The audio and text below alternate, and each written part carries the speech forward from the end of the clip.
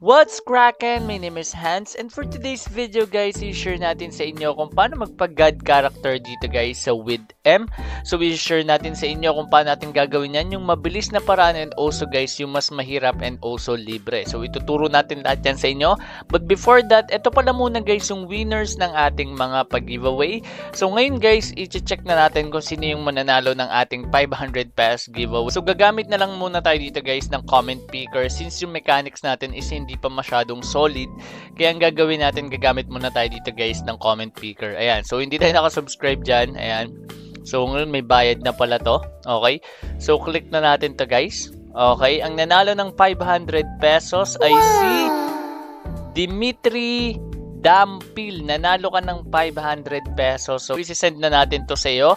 So today din to guys. Pati yung mga remaining natin na giveaway na 100 pesos, today din natin yan ibibigay guys. So siguro mga evening abangan nyo yan, mga 6 PM or 8 PM. Nagloloko pa kasi yung Gcash. Pero yan, sisend na natin yan together with this one guys. So yan, congratulations sa'yo. At ngayon guys, ito naman yung ating previous video. So ito yung ating previous video. I-check na natin dito kung sino yung nanalo. Okay, so ito, click ulit natin guys.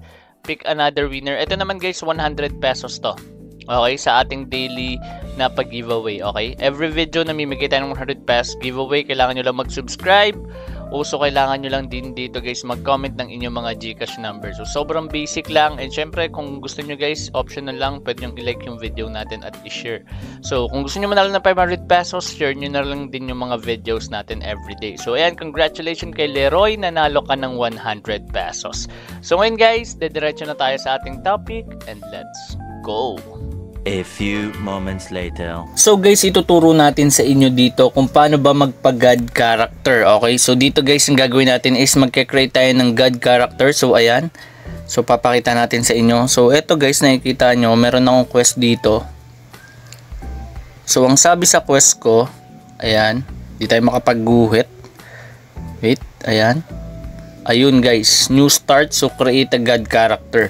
So pag nag-create kayo nyan guys, babalik kayo sa umpisa, pero yung character nyo is magiging God na siya guys. Okay, so pwede na ako mag-summon dito ng dalawang dragon.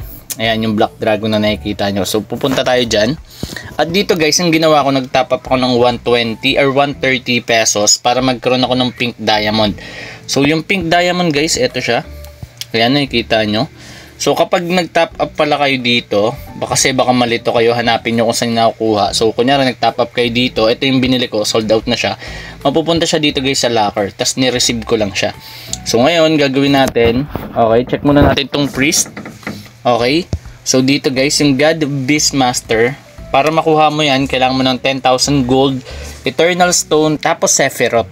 So ayan guys, ayan, pwede natin check yan sa exchange. Ang pinakamurang binibenta dito guys is 22. So bibiling ko na yan. Okay. So ayan, nabili na, 98 na lang. Ngayon next natin, okay, dito ito naman, Eternal Stone. So alam ko mga nasa 10 lang to. Ayan.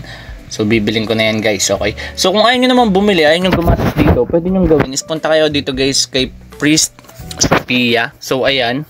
So ito, click nyo lang tong Unicorn Spirit.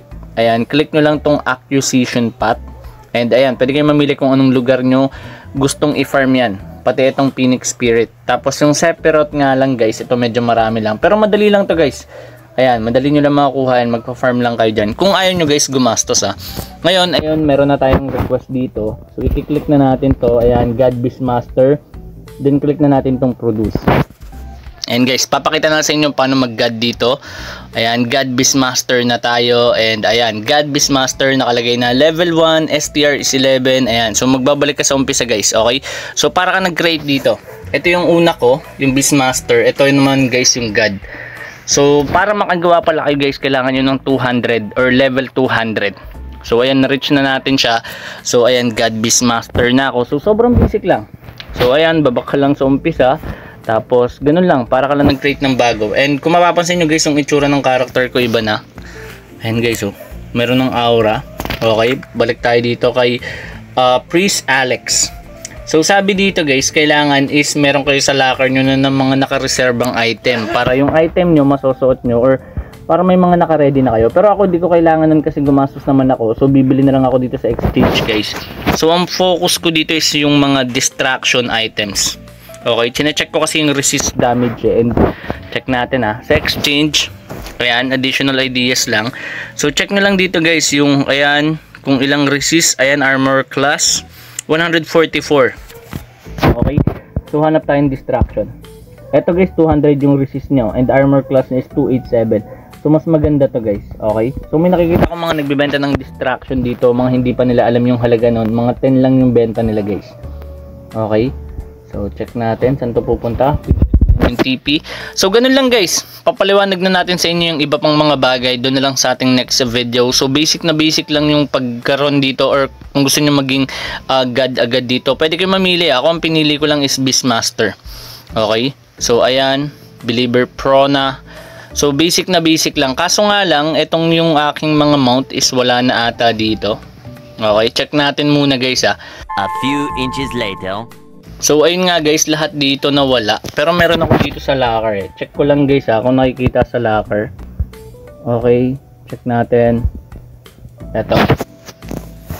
Okay, nandito pa yung isa ko, ito yung hidden. Kaso yung mount ko is wala na. Tapos ito guys wag nyo muna itong gamitin. Ito gamitin nyo kapag god na kayo.